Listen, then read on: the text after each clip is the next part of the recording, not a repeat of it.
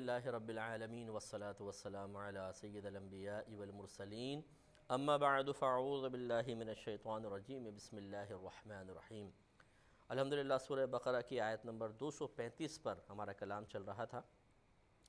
اور اس وقت ہمارا موضوع نکاح ہے، اور اس آیت کریمہ میں اللہ تعالیٰ نے مردوں کو خطاب کرتے ہوئے گویا کہ ارشاد فرمایا ہے کہ جب کوئی عورت عدت میں ہو،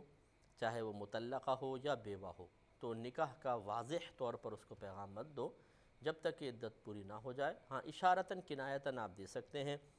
کہ واضح الفاظ میں نہ ہو لیکن لڑکی سمجھ بھی جائے، لڑکی کے گھر والے سمجھ جائیں، اور یا پھر اگر دل میں ارادہ ہے، زبان سے کچھ بھی نہیں کہا، نہ کوئی پیغام دیا، ارادہ یہ ہے کہ بعد میں اس سے نکاح کرنا ہے، تو اس میں بھی کوئی گناہ نہیں ہے۔ اس پہ میں 2 پروگرام میں تفصیلی کلام کر چکا ہوں۔ ہمارے بھی جو بات چل رہی تھی وہ ضمناً ایک موضوع اور آ گیا تھا، تو میں نے بہتر سمجھا کہ اس پہ ہم کلام کریں، اور میاں بیوی کے تعلقات جو خراب ہوتے ہیں، بعض اوقات شک و شبہ ہوتا ہے، اس پر ہم مزید وہاں پہ کلام کریں گے۔ لیکن آج ہم یہ سمجھا رہے تھے کہ لڑکے کو چاہیے کہ اپنے ماں باپ کی عزت کا خیال کرے، اور بچی کو چاہیے کہ اپنے ماں باپ کی عزت کا پاس لحاظ کرے، اور اپنی نفسانی خواہشات کی تکمیل کے لیے ایسا نہ کریں کہ بس ہماری خواہش پوری ہو جائے، چاہے ماں باپ ہمارے ذلیل ہوں، بے عزت ہوں، شرم و عار میں مبتلا ہو جائیں، ہم مل جائیں۔ تو اس طرح کی جو خوشی جو ماں باپ کا دل دکھا کر، خاندان کا دل دکھا کر، جبکہ شرع بھی اس سے منع کر رہی ہے، شریعت بھی منع کر رہی ہے، پھر انسان قدم اٹھاتا ہے، وہ خوشی دیر پا نہیں ہوتی۔ اور تو اس لیے ہر وہ کام لڑکے کو چاہیے بہت احتیاط کرے، لیکن بچیوں کو بدرجہ اولیٰ احتیاط کرنی چاہیے۔ آج کل پھر ہم جیسے عرض کر رہے تھے کہ فیس بک پہ دوست بنا لیے، فلاں جگہ دوست بنا لیے، اس طرح لڑکا دوستیاں کر رہا ہے، پھر یہ ابھی تو پتہ نہیں چلتا، یہ عادت اتنی پختہ ہو جاتی ہے کہ شادی کے بعد بھی پھر یہ عادت قائم رہتی ہے، کیونکہ لڑکے کو بیوی سے وہ تمام چیزیں حاصل نہیں ہوتیں جو وہ لڑکیاں فراہم کر رہی ہوتی ہیں، جس انداز سے ان سے گفتگو ہو سکتی ہے۔ ہر ایک کا اپنا ایک مائنڈ ہوتا ہے، اپنی سوچ ہوتی ہے، اپنی فکر، کچھ اپنی عادات و اطوار ہوتی ہیں، اپنا ہی انداز گفتگو ہوتا ہے۔ لازمی بات ہے کہ بیوی کے اندر یہ تمام چیزیں تو نہیں ہوں گی، اور لڑکا ان چیزوں کا عادی ہو چکا ہوتا ہے، تو اسے بیوی سے پھر بے رغبتی محسوس ہوتی ہے، وہاں دل زیادہ مائل ہوتا ہے۔ یہی لڑکی کا مسئلہ ہوتا ہے کہ پہلے دوستیاں ہو جاتی ہیں، اور پھر ان سے مطلب باتیں بھی ہیں، پھر وہ شوہر بیچارہ جب اس معیار پہ پورا نہیں اترتا ہے تو پھر شوہر باہر نکلا اور انہوں نے نیٹ کھول کے جی چیٹنگ شروع ہو گئی، پھر شوہر نے دیکھ لیا، یہ مسئلہ وہ مسئلہ، اس طرح کے اتنے کیسز ہمارے پاس آتے ہیں، اور آج کل کے دور میں زیادہ آ رہے ہیں، اور اس میں پھر گھر کا سکون تباہ ہو جاتا ہے چند دوستیوں کے لیے، جبکہ یہ ہر شخص تقریباً جانتا ہی ہوگا کہ آپ نے جن کو دوست بنایا ہے انہوں نے آگے 10 12 دوست بنائے ہوں گے۔ اگر ایک شخص نے ایک لڑکی سے دوستی کی ہے جو آپ سے نیٹ پہ دوستی کر رہی ہے، تو اس نے 10 اور دوست بنائے ہوں گے پیچھے۔ اس طرح لڑکی لڑکے کو سے دوستی کر رہی ہے، اس نے اور 10 لڑکیوں سے دوستی کی ہوگی، کیا یہ سب کو معلوم نہیں ہے؟ لیکن یہ کیوں تصور پیدا ہو جاتا ہے کہ اگر مجھ سے دوستی ہے تو صرف مجھ سے ہی ہے اور کسی سے نہیں ہے؟ اور پھر پوچھا بھی جائے کہ بھئی میرے علاوہ کسی کو دوست تو نہیں بنایا ہوا؟ وہ اتنا شریف ہے نا کہ آپ کو سب بتا دے گا کہ ہاں کس کس سے دوستی کی ہوئی ہے، کس سے نہیں۔ وہ سامنے سے کہتا ہے کہ جی ہم تو صرف آپ ہی کے لیے، کوئی ایسا مسئلہ ہی نہیں ہے، کسی سے دوستی نہیں ہے، میں تو کرتا ہی نہیں ہوں دوستی، سے تم سے کی ہوئی ہے، فوراً یقین کر لیتے ہیں۔ اب وہ سلسلہ شروع، بعد میں پھر ازدواجی زندگی پہ اس کے اتنے منفی اثرات مرتب ہوتے ہیں، کچھ انتہا نہیں۔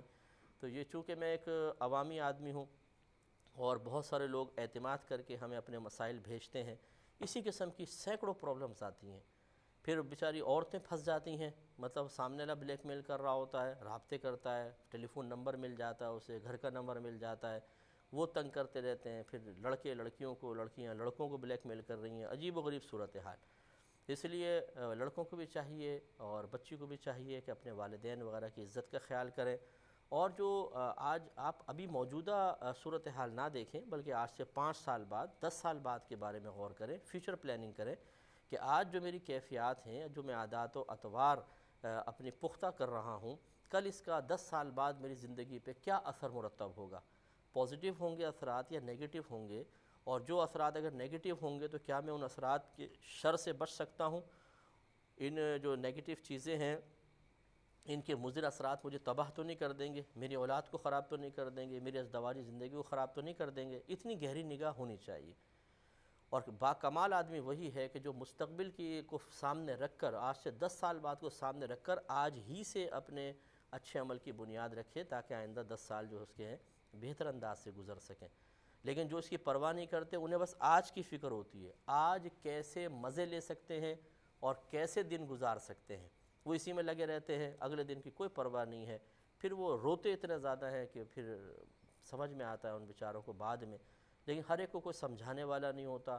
ہر ایک نصیحت ماننے کے لیے بھی تیار نہیں ہے، یہ بھی مسئلہ ہوتا ہے۔ لیکن پھر مضر اثرات تو پہنچتے ہیں، آپ لاکھ یہ کہیں چاہیں کہ جی مجھ تک میری حرکتوں کا اثر نہ پہنچے، یہ مشکل ہوتا ہے، ہو جاتا ہے، اس لیے خیال کرنا چاہیے۔ اگلی آیت کی طرف آتے ہیں، سورہ بقرہ کی آیت نمبر 222 ہے۔ اس میں چونکہ یہ میں نے آپ کو بتایا کہ ہم نکاح سے متعلقہ چیزیں بتا رہے ہیں، تو جب پہلے نکاح کے بارے میں ہے، پھر اس کے بعد اب میاں بیوی بن چکے ہیں، نکاح ہو گیا ہے، تو اللہ تعالیٰ نے چند چیزوں کا ذکر مزید کیا،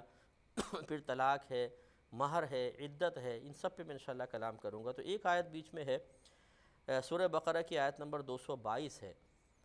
صحابہ کرام ایک دفعہ سرکار صلی اللہ علیہ وسلم کی خدمت میں حاضر ہوئے اور آ کے بتایا کہ رسول اللہ، یہ یہود و نصارہ جو ہیں، جب ان کی عورتیں مخصوص ایام میں ہوتی ہیں تو یہ ان کو کمروں کے اندر بند کر دیتے ہیں، یہ کہہ کر کہ یہ بالکل ناپاک عورتیں ہیں، ان کے قریب یہ بالکل ان کو باہر نہ نکالو، یہ ناپاک ہیں، اور جب تک ان کا ایام چلتے ہیں وہ بند رہتی ہیں، پھر ان کو باہر آنے کی اجازت ہوتی ہے۔ تو کیا اس کے بارے میں حکم شرع ہے؟ اور تو بعضوں نے کہا کہ ہم ان کی مخالفت کریں گے، مطلب یہود و نصارہ کی، اور ہم عورتوں سے اس حالت میں بھی تعلق قائم کریں گے۔ اس پر پھر یہ آیت کریمہ نازل ہوئی جس نے ایک اعتدال کی راہ دکھائی اور مختلف احکام بیان کر دیے۔ تو اللہ تبارک و تعالیٰ اپنے حبیب کریم صلی اللہ علیہ وسلم کو خطاب کرتے ہوئے ارشاد فرماتا ہے، وَيَسْأَلُونَكَ عَنِ الْمَحِيضِ، اے حبیب کریم صلی اللہ علیہ وسلم، یہ ایام حیض میں عورتوں کے قریب آنے کا مسئلہ آپ سے دریافت کرتے ہیں۔ قل، آپ فرما دیجئے، ہوا اذن، کہ یہ حیض جو ہے یہ گندگی ہے، فَاعْتَزِلُوا النِّسَاءَ فِي الْمَحِيضِ، تو اے مسلمانوں تم عورتوں سے ان مخصوص ایام میں بالکل جدا رہو، وَلَا تَقْرَبُوهُنَّ، اور ان سے تعلق وغیرہ قائم نہ کرو، حَتَّى يَطْهُرْنَ، یہاں تک کہ وہ پاک ہو جائے، فَإِذَا تَطَهَّرْنَ،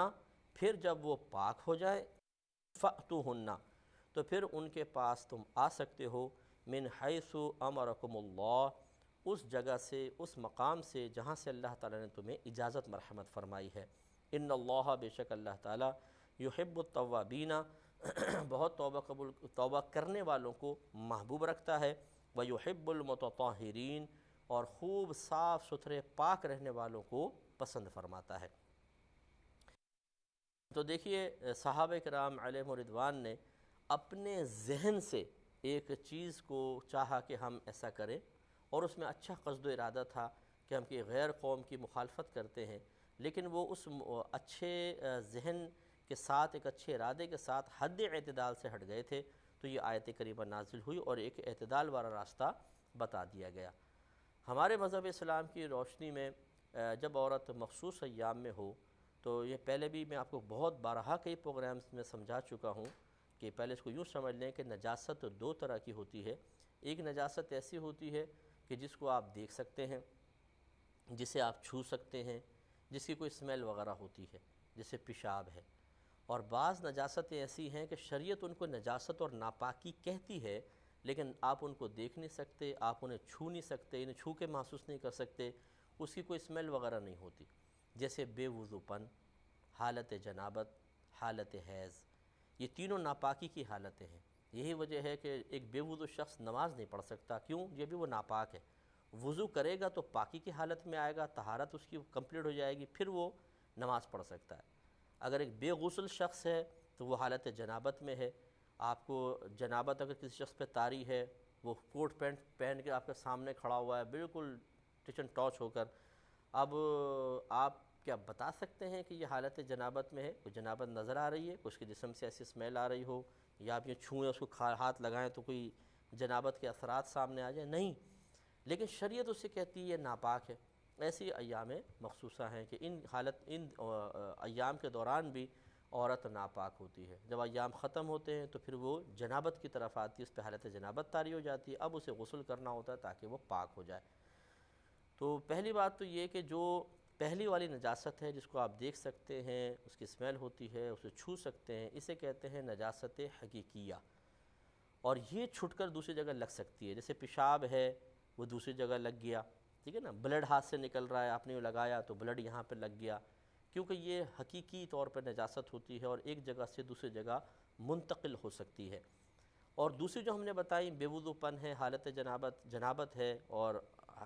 حالت حیض ہے، یہ بھی ناپاکیاں ہیں، لیکن چونکہ ان کی یہ نظر نہیں آتی، ان کو چھو نہیں سکتے ہیں، کوئی ان کی اسمیل وغیرہ نہیں ہے، تو ان میں منتقل ہونے، دوسری چیز تک پہنچ جانے کا کوئی تصور نہیں ہے۔ لہٰذا ایک جنبی شخص اگر یوں ہاتھ لگا دے تو یہ نہیں کہ یہ جگہ ناپاک ہو جائے گی، بلکہ بالفعل اس کے جسم پہ پسینہ آ رہا ہے اور ہم نے یوں ہاتھ لگا دیا تو یہ نہیں کہ یار یہ تو حالت جنابت میں ہے، اس کے اندر سے پسینہ آ رہا ہے تو شاید یہ ناپاک پسینہ ہوگا، نہیں، پسینہ فی نفسی چاہے غیر جنبی ہو یا جنبی ہو، جس پہ غسل واجب ہے وہ ہو یا جو غسل کر چکا ہو، دونوں کا پاک ہوتا ہے۔ اسی طریقے سے یہ حالت حیض ہے کہ اس میں ایسا نہیں ہے کہ عورت کے ہاتھ میں کوئی حیض آ جاتا ہے تو وہ بستر کو ہاتھ لگائے گی تو جی بستر ناپاک، برتنوں کو ہاتھ لگائی تو برتن ناپاک، کیونکہ یہ نجاست اس میں انتقال نہیں ہے، یہ نجاست منتقل نہیں ہوتی ہے۔ اسی لیے نبی کریم صلی اللہ علیہ وسلم نے ایک دفعہ سیدہ عائشہ صدیقہ رضی اللہ تعالیٰ عنہ ان ایام میں تھیں تو سرکار نے اپنا سر مبارکہ اکثر سرکار آگے کرتے تھے، وہ کنگھی کر دیا کرتی تھیں، تو ایک دن انہوں نے کہا یا رسول اللہ میں تو اس حالت میں ہوں، فرمایا عائشہ حیض تمہارے ہاتھ میں تو نہیں ہے، یعنی یہ تصور غلط ہے کہ یہ کوئی ناپاکی چھٹ کے لگتی ہے، جیسے کہ اس قدیم زمانے میں یہود و نصارہ کا ایک تصور رہا تھا، تو اس کو ختم کیا شریعت نے کہ یہ نجاستیں چھٹ کے لگنے والی نہیں ہیں۔ لہٰذا یہ آج کل بھی ہمارے ہاں بعض گھر ایسے ہیں مسلمان ہیں لیکن بیسک بنیادی مسئلے بھی نہیں جانتے ہیں، اتنا افسوس ہوتا ہے جب یہ فون کر کے معلوم کرتے ہیں، مجھے دکھ اس لیے ہوتا ہے کہ یہ کیسے مسلمان ہیں کہ 40 سال 45 سال عمریں گزار لی ہیں اور وہ مسئلے پوچھ رہے ہیں کہ جو ہمارے 7-8 سال کے بچوں کو معلوم ہونے چاہیے، یعنی اور کوئی کتاب گھر میں نہیں ہے کہ جس سے وہ پڑھیں، ضرورت پڑتی ہے تو فون اٹھا کے کسی مفتی صاحب کو کال کر لیں گے، لیکن کتاب پڑھنے کا ذوق نہیں ہے، شوق نہیں ہے، مسائل سیکھنے کا نہیں، اور اس میں کتنی غلطیاں کر رہے ہوتے ہیں، کتنے گناہ کر رہے ہوتے ہیں، بس اللہ تعالیٰ معاف فرمائے۔ تو بعض گھروں میں یہ ایسا مشہور ہوتا ہے کہ جی یہ حالت حیض میں یہ عورت برتن نہ دھوئے، بستر کی چادر نہ بدلے، کیوں جی یہ حالت حیض میں، شاید یہ تصور ہوتا ہے کہ ناپاک ہو جائیں گی چیزیں، حالانکہ چیزیں چھٹ کے لگتی نہیں ہیں۔ اس لیے یاد رکھیں کہ ایک تو یہ جو تصور ہے کہ جی جب عورت حالت حیض میں ہو اس سے نفرت رکھی جائے، اس کو ایک جگہ مقید کر دیا جائے، شریعت نے اسے سختی کے ساتھ منع کر دیا، یہ ایک مطلب حد اعتدال سے ہٹ کر حرکت تھی۔ پھر یہ بھی نہیں کہ مطلب پرواہی نہ کی جائے اور ہر طرح کا تعلق قائم کر لیا جائے، اس سے بھی منع فرما دیا، لہٰذا وہ اس میں ہے آیت کے اندر۔ تو یہ اچھی طرح یاد رکھیں کہ یہ جو ناف ہوتی ہے، ناف سے لے کر اور گھٹنوں کے نیچے تک جتنا حصہ بدن ہے، عورت جب ان ایام میں ہوتی ہے اتنے حصہ بدن سے کسی قسم کا نفع اٹھانا یہ شرعاً گناہ ہوتا ہے، بالکل منع ہے۔ باقی کوئی عورت سے جسے قریب بیٹھنا، ہاتھ وغیرہ پکڑ لینا، یہ چونکہ نجاست کو چھٹ کے تو لگتی نہیں ہے تو اس کی شریعت نے ممانعت نہیں فرمائی ہے۔ اس لیے اب دوبارہ دیکھیے کہ اللہ تعالیٰ فرماتا ہے حبیب یہ آپ سے حیض کے متعلق یعنی ایام حیض میں بیویوں کے قریب جانے سے متعلق سوال کرتے ہیں، تو آپ فرما دیجئے کہ وہ حیض جو ہے گندگی ہے، تو تم ان ایام میں عورتوں سے جدا رہو اور ان کے قریب نہ جاؤ۔ تو قریب نہ جاؤ سے مراد کیا ہے؟ تعلق قائم کرنا یا اس حصہ بدن سے فائدہ حاصل کرنے کی کوشش کرنا، باقی کا منع نہیں ہے۔ حتیٰ یطہرنا، یہاں تک کہ وہ عورتیں پاک ہو جائیں۔ تو یہ ہے حد اعتدال کہ آگے بہت بڑھنا نہیں ہے اور ان کو معاذ اللہ چھوت سمجھنا نہیں ہے۔ ان ایام میں بہنیں آٹا گوندھ سکتی ہیں، کھانا بنا سکتی ہیں، گھر کی صفائی ستھرائی کر سکتی ہیں، یہ ایسی ناپاکی نہیں ہے کہ چھٹ کر چیزوں کے اندر منتقل ہو جائے، چیزوں میں چلی جائے۔ بلکہ ایک میں مسئلہ آپ کو عرض کر دیتا ہوں کہ اگر آپ صرف بے وضو ہیں یا حالت جنابت میں ہیں اور مثال کے طور پہ آپ بالٹی میں یوں ہاتھ ڈال دیتے ہیں، مثلا ڈبہ نیچے پڑا ہوا ہے آپ نے ہاتھ ڈال دیا، تو یاد رکھیں کہ آپ کا بے وضو پن یا جنابت فوراً اتر کے اس پانی میں مل جائے گی اور وہ سارا پانی استعمال کے قابل نہیں رہے گا، یعنی نہ اس سے وضو ہو سکتا ہے نہ غسل ہو سکتا ہے۔ لیکن اگر اسی طرح ڈبہ نکالنے کے لیے ایک حالت حیض میں موجود عورت اپنا ہاتھ ڈال دیتی ہے صرف ڈبہ نکالنے کے لیے، تو یہ پانی ناپاک نہیں ہوگا، وجہ اس کی یہ ہے کہ جو حالت حیض ہے اس میں جو ناپاکی عورت پہ طاری ہوتی ہے وہ پانی سے نہیں دھلتی ہے، وہ جب مدت تمام ہوتی ہے، جتنے دن اس کو حیض آتا ہے وہ مدت پوری ہو جاتی ہے تو وہ پاکی ختم ہوتی ہے، یعنی ناپاکی ختم ہوتی ہے۔ تو اس لیے حائضہ عورت اگر ثواب کی نیت سے ہاتھ پانی میں نہ ڈالے، ثواب کی نیت سے ڈالے گی، جیسے ٹب میں پانی اب کھانا تو اس نے آ کے یوں ہاتھ دھو لیا اس میں سنت کی نیت سے، تو یہ پانی مستعمل کہلائے گا، وضو غسل کے قابل نہیں رہے گا۔ لیکن جیسے میں نے مثال اس لیے ایسی دی ہے کہ بالٹی میں ڈبہ نیچے پڑا ہوا ہے، بہن نے ہاتھ ڈالا، اس کو نکال لیا، اب اس ثواب کی نیت سے تو ہاتھ ڈالا نہیں تھا، تو یہ ایسا نہیں ہے کہ ان کا جو حیض کی ناپاکی ہے وہ چھٹ کر پانی میں چلی جائے، یہ پانی مستعمل نہیں ہوگا، اس سے وضو بھی ہو سکتا ہے اور غسل بھی ہو سکتا ہے۔ معلوم ہوا کہ جب پانی کے اندر ہاتھ ڈالنے کے باوجود ان کی ناپاکی اس میں منتقل نہیں ہو رہی تو پھر برتنوں کے اندر، چادروں کے اندر اور دیگر چیزوں میں کیسے منتقل ہو جائے گی؟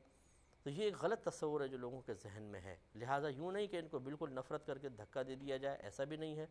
اور نہ اتنا آگے بڑھا جائے کہ وہ معاملہ ہو جائے جس سے اللہ تبارک و تعالی منع فرما رہا ہے، اس کا اچھی طرح دھیان رکھنا چاہیے۔ تو اللہ تعالیٰ نے فرمایا کہ ان عورتوں سے تعلق قائم نہ کرو یہاں تک کہ یہ پاک ہو جائیں۔ اب پاک کب ہوں گی؟ ایک تو یہ ہوتا ہے کہ کسی بہن کا حیض پورے 10 دن تک آتا ہے، کیونکہ حیض کی کم از کم مدت 3 دن ہوتی ہے، اور زیادہ سے زیادہ 10 روز، 10 روز سے آگے بھی اگر بڑھ جائے گا تو پھر وہ بیماری کا خون کہلائے گا، وہ حیض نہیں ہوگا۔ تو جب 10 دن پورے ہو جاتے ہیں، حیض پوری اپنی انتہا تک پہنچ جاتا ہے، تو جیسے 10 دن پورے ہوں گے بس یہ حیض ختم ہو جائے گا، یعنی وہ عورت جنابت میں چلی جائے گی، اب وہ غسل کریں پاک، لیکن جو حالت حیض سے پاکی تھی وہ جیسے 10 دن پورے ہوں گے وہ پاکی حاصل ہو جائے گی۔ اب دیکھیں یہ پاکی دو طرح کی ہے، ایک ہے شوہر سے تعلق قائم کرنے کے اعتبار سے اس کا پاک ہونا، ایک ہے نماز کے لیے مثال کے طور پہ اس کا پاک ہونا۔ تو 10 دن پورے ہو گئے حیض کے، تو نماز کے لیے اگر پاکی چاہیے تو غسل کرنا پڑے گا، کیونکہ اب یہ جنبی ہو چکی ہے، حالت جنابت پہ ہو چکی ہے، تو یہ غسل کریں اور پھر نماز پڑھیں۔ لیکن شوہر سے جو قریب آنے سے منع کیا جا رہا ہے یا ایام حیض میں عورت کے قریب نہ آؤ، یہ جو منع کیا جا رہا ہے یہ اس وقت تک ہے جب تک عورت حالت حیض میں ہو، لہٰذا اگر 10 دن پورے کیے تو گویا کہ حیض کی ناپاکی ختم ہو گئی، جب ناپاکی ختم ہو گئی تو شوہر کے قریب آنے کے لیے گویا کہ وہ پاک ہو چکی ہیں، اور اب اس میں کوئی مسئلہ نہیں ہے، کیونکہ تعلق قائم کرنے کے لیے انسان کا پاک ہونا ضروری نہیں ہوتا، حالت جنابت میں بھی اگر تعلق قائم کرے تو بالکل شرعاً جائز ہوتا ہے۔ لہٰذا یہ جو اللہ نے فرمایا کہ ان عورتوں کے قریب نہ ہو حتیٰ کہ وہ پاک ہو جائیں، اس میں ایک مسئلہ یہ ہوا کہ اگر 10 دن تک عورت چلی گئی، پورا 10 دن حیض چلا، پھر اس کے بعد وہ 10 دن پورے ہو گئے تو اب یہ پاک کہلائیں گی، تعلق قائم کر سکتے ہیں چاہے بھی غسل نہ کیا ہو۔ لیکن اگر اس سے پہلے ختم ہوتا ہے، جیسے 4 دن میں، 5 دن میں، 6 دن میں، 7 دن میں، تو اس میں یہ ہے کہ عورت پہلے غسل کر لے، غسل کرنے کے بعد پھر تعلق قائم ہو سکتا ہے، یا پھر پوری ایک نماز کا وقت گزر جائے، پوری نماز کا وقت، یعنی یہ ختم ہو گئے، پوری نماز کا وقت گزر جائے تو اب ہو سکتا ہے، لیکن بہتر یہ ہے کہ غسل کر لے، جب 10 دن سے کم میں حیض مند ہوتا ہے تو غسل کرنے کے بعد پھر تعلق وغیرہ ہونا چاہیے۔ تو فَإِذَا تَطَهَّرْنَ فَأْتُوهُنَّ، پھر جب یہ پاک ہو جائیں تو تم ان کے پاس آؤ، من حیث امرکم اللہ، اس جگہ سے کہ جہاں سے اللہ نے تمہیں اجازت دی ہے، یعنی جو توالد و تناسل کا سبب بنے، نسل بڑھانے کا سبب بنے، باقی اللہ تعالیٰ نے منع فرمایا۔ ان اللہ یحب التوابین، بے شک اللہ تعالیٰ بہت توبہ قبول کرنے والوں کو، توبہ کرنے والوں کو محبوب رکھتا ہے، اور صاف ستھرے رہنے والوں کو، جو بہت زیادہ صاف ستھرے رہتے ہیں، انہیں پسند فرماتا ہے۔ لہٰذا اس ایک آیت میں اللہ تعالیٰ نے مرد عورت کے تعلق کے بارے میں وضاحت کے ساتھ بیان فرمایا، اور میں نے مزید اس کو اور بیان کیا۔ اللہ تعالیٰ سے دعا ہے کہ اس کو ذہن میں محفوظ رکھنے کی توفیق عطا فرمائے، آمین۔ وآخر دعوانا